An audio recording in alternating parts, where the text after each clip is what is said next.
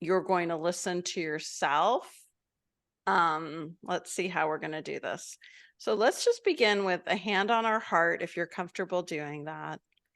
And just begin to tune in to your own body. That might mean you take a deep breath and you feel your breath. It might mean you ground your energy, feeling your feet and your seat, maybe imagining roots or a cord of light that connects you with earth. And just ask yourself, how are you doing? You've been listening to this class a long time, a lot going on. How are things feeling inside emotionally, energetically? And just notice what you need to come back home into your own system.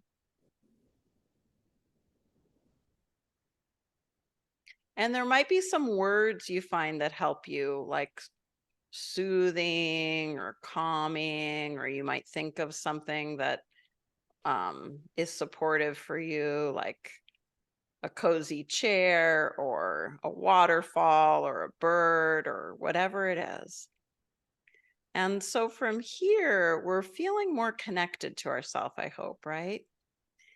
Now, opening your eyes, just looking at the screen or something in your room, I want you to have your eyes open as you just imagine sitting with a client, and just imagine your client is sharing a lot of their problems. Some of them are safe problems, and you realize that, and you're compassionately listening. And maybe they're sharing about a person in their life they want to change.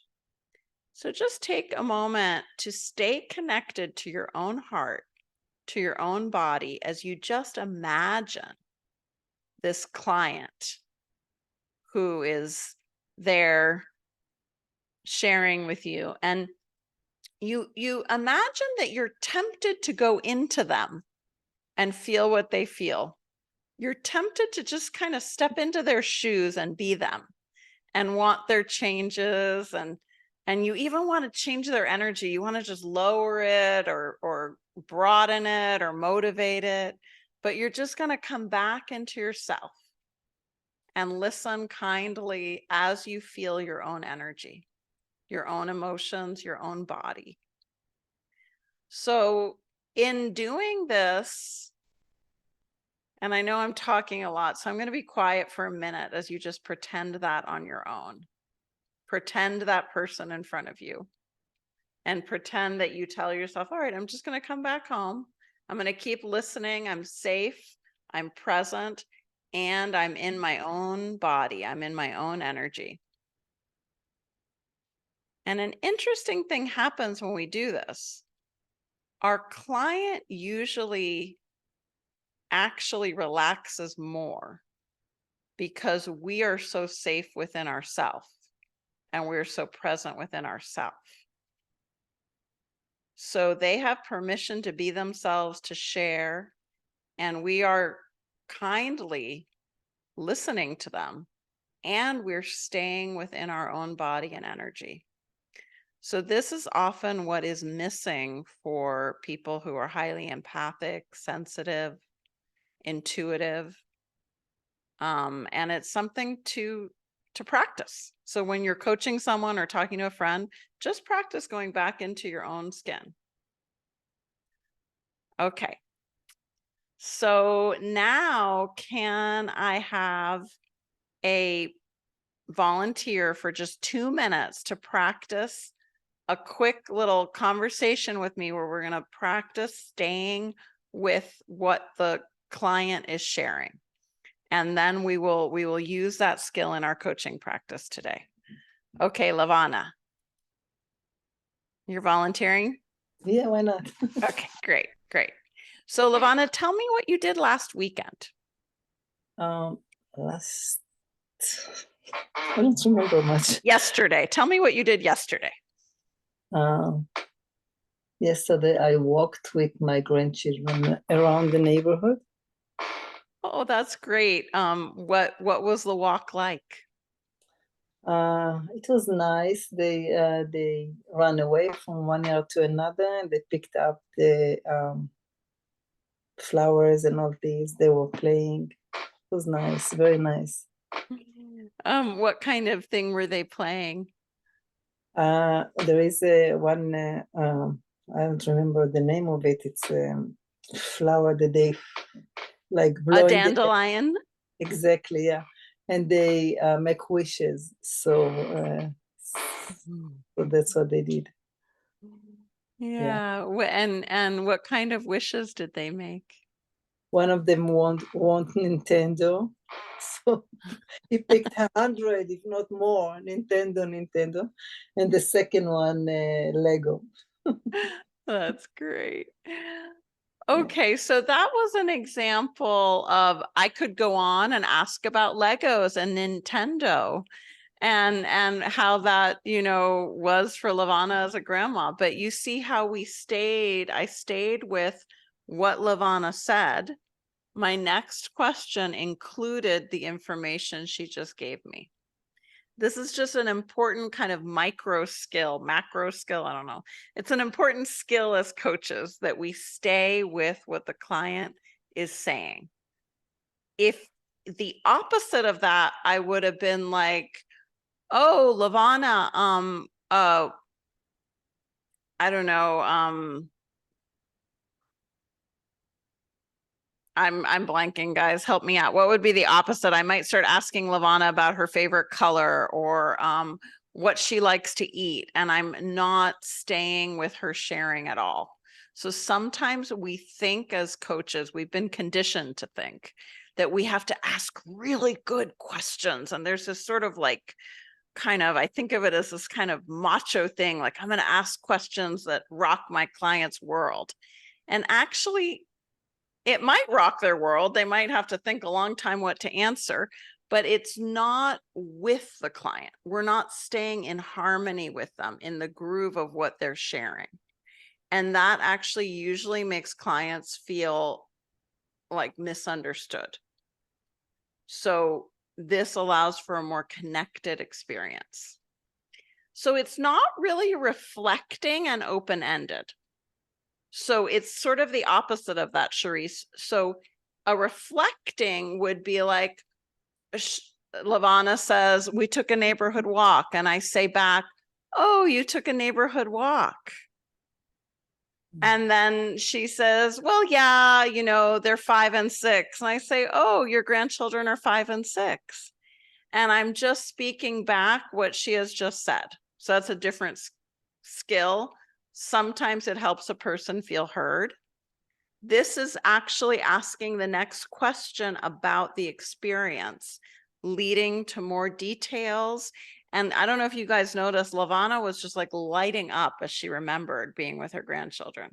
She was having her own very clear experience of that memory. And it's great question, Charisse. Never, like, that's perfect. And I know often we do talk about, I know Mark often talks about open-ended questions, that it's good to just say, like, tell me more about that. Or I'd love to know what you liked about it. And those open-ended questions are also both those skills, reflective listening and open-ended questions. They're two really good tools. This is another one to add to your coaching skills. So I just want you to be aware, you don't have to practice this today, but just be aware when you're having a coaching conversation that it's an option to just go a little closer and a little closer to what the person has said to you. Sometimes it seems to just sort of stop. Like I asked about the wishes and the Legos and the Nintendo. I could have asked, oh, do they play Nintendo now somewhere? Or do they play with Legos? And we could have gone down that path.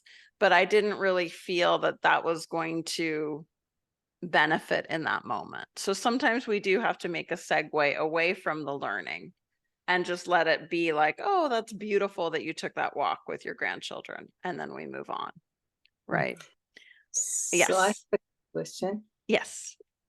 So do we need to be intentionally, like you say, if you ask about what kind of, if they play Lego, so we take another path.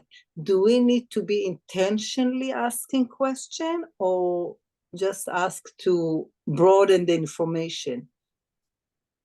So So I was choosing a really neutral thing to demo. This would be Yeah. more maybe helpful to imagine if I asked you how you felt about something. And then we kept going closer to your emotion about it and following it into your body and the sensation or the effects of that feeling on you. That's another way to look at it. So does that help you sort of clarify Yeah. how that might happen in a session?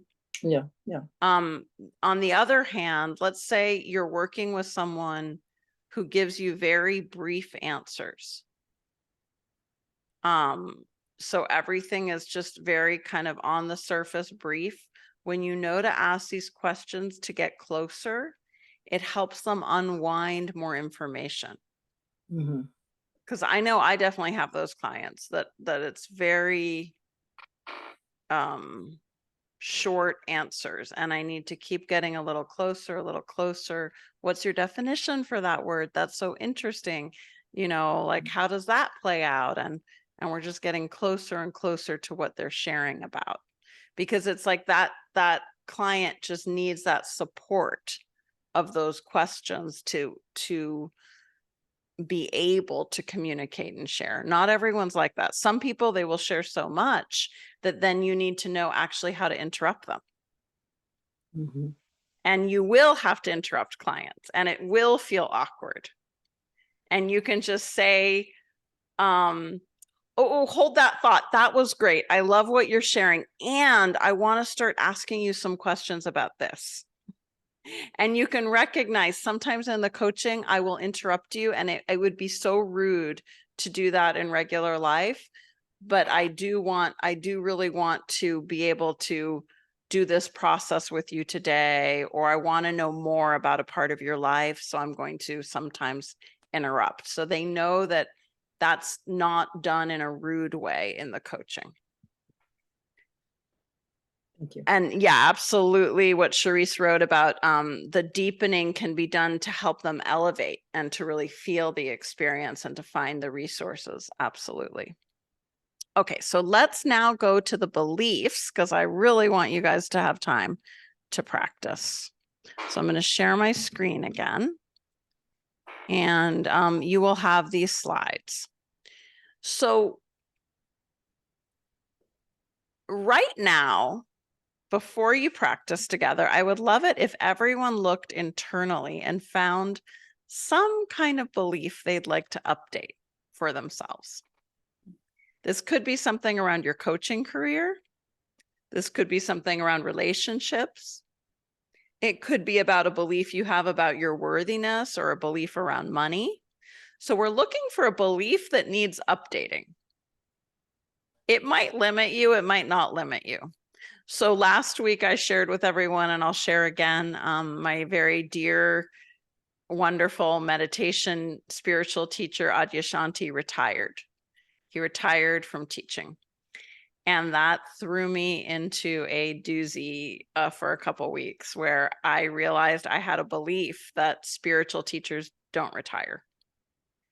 And I mean, I thought maybe they go into silence for 20 years or whatever, but they don't announce a retirement. They're not a therapist or something, Um, and you know what's so interesting? I have to share this with you guys. Less profound than my spiritual teacher retiring, but then I went to get my hair done and I just absolutely love the stylist, and she's retiring and she's only 30. And it was great because it was like life just giving me another retirement to wrap my beliefs around, because there I was, 30-year-olds can retire. I mean, she has a very good reason. She's having her second child, but she phrased it even as retirement. So I was just like, wow. So what I did through my own inquiry using this kind of process is I found an updated belief I wanted to try out. And that updated belief is spiritual teachers are free to retire. They are free to retire. And I just kind of lived with that. And it brought me a lot more peace. And it brought me more that sense of freedom.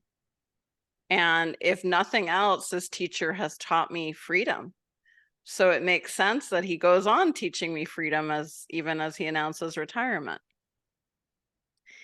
And so sometimes our updated belief, if it works, if it's a good updated belief, it will have our values or our empowering emotions or empowering beliefs kind of interwoven with it. So for me, freedom is a very empowering, loving experience. Freedom, whether it's freedom of spirit or mind or whatever it is, freedom is beautiful to me.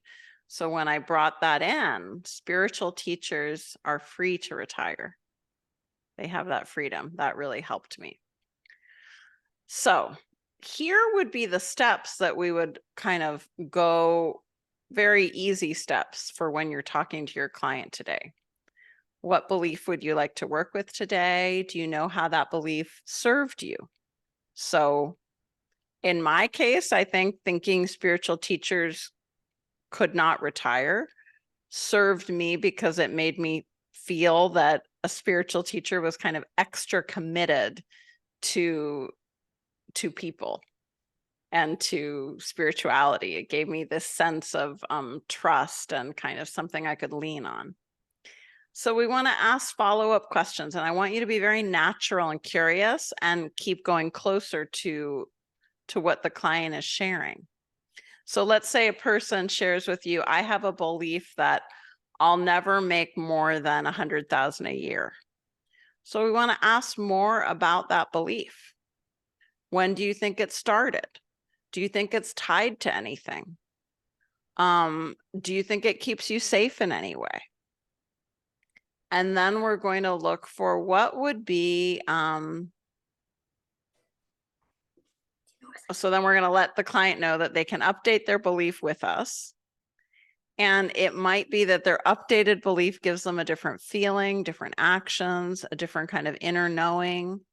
So let's put the new belief into a sentence. And this is a short practice, guys.